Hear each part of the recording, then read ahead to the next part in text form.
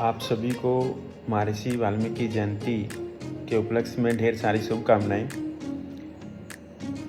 और आज आप सभी को बता दें कि कैसे एक सैनिक खूंखार डाकू बनता है और उसके बाद फिर महर्षि और सबसे बड़े कवि के रूप में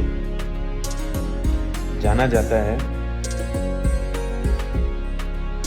सबसे पहले वो जब सैनिक हुआ करते थे तो किसी गलत का साथ ना देने के कारण उनको सेना से हटा दिया जाता है। उसके बाद वो एक बहुत बड़े डाकू और लुटेरे बन जाते हैं। अपने परिवार का भरण पोषण करने के लिए वो आने जाने वाले जितने भी राहगीर हुआ करते थे उनकी लूटपाट किया करते थे और हत्या भी कर देते थे। तो एक दिन नारद जी से उनका संपर्क होता है।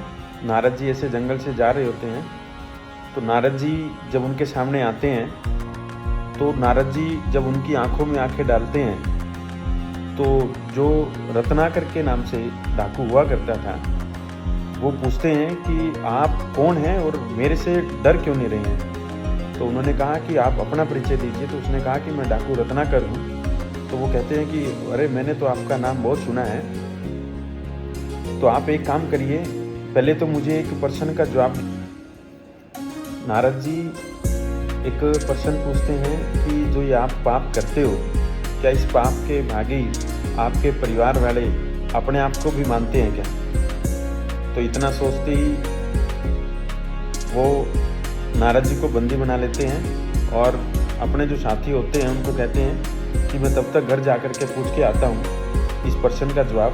और वो अपने घर जाते हैं, अपने पिताजी से, अपनी पत्नी से और बच्चों से जब ये प्रश्न पूछते हैं कि जो मैं आपका भरण पोषण कर रहा हूँ ये सब गलत कार्य करके, जो उनकी नारद जी की नज़र में गलत कार्य है, तो मैं क्या केवल अकेला पाप का भागी हूँ या फिर आप भी पाप के भागी हैं? तो उसके परिवार वाले जवाब देते हैं ये आपका कर्म है, तो ये इसमें आप ही पाप के भागी हैं, हम पाप के भागी नहीं हैं। तो इतना सुनते ही रत्नाकर जो बाद में महर्षि वाल्मीकि जी के नाम से जाने जाते हैं उनको बड़ा धक्का लगता है और वो जब आते हैं वापस तो उनके चरणों में गिर जाते हैं नारद जी के, और आगे के जीवन के लिए वो उनसे राह पूछने का काम करते हैं कि अब जीवन में क्या किया जाए।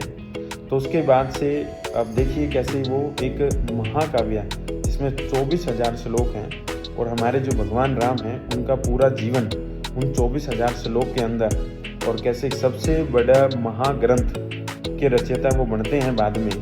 तो ये एक बहुत बड़े और हमारे भारतीय संस्कृति के लिए बहुत ही गर्व का विषय है।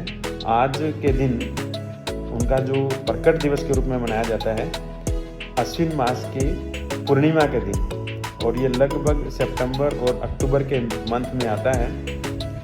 तो आज उनके प्रकट दिवस पर अपने विद्यालय के अंदर भी एक हवन का आयोजन करके प्रकट दिवस को मनाया गया, और सभी बच्चों को हम यही कहते हैं कि जिस भी दिन जिस भी कार्यक्रम या किसी महापुरुष की जन्म तिथि है, जयंती है, पुण्यतिथि है, तो वहाँ से हम कुछ ना कुछ सीख करके जाएं।